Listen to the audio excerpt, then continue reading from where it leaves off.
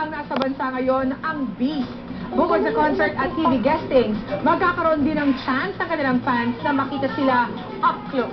Makiksika tayo kay Aubrey Carambel. Pagkatapos ng matagumpay na concert ng Korean pop group na U-KISS, ang Korean pop group na Beast naman ang bumisita sa bansa. Dumating ang 5 miyembro ng bagong K-pop group kaninang tanghali.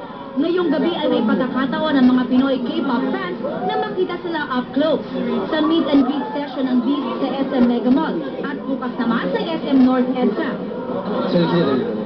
They're looking forward to the time they're going to be interacting with the fans. Bukas, dadalaw naman ng Beast sa This Is It. Ipinopromote din nila ang kanilang album na Shock of the New Era at ilan lamang sa kanilang hit songs ang Bad Girl at Shock.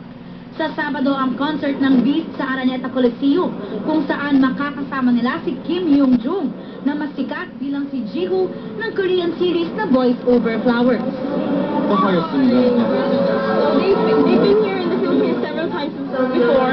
So again, they're here and they can feel the warm attention. So they would like to repay the fans with the great performance the Philippines.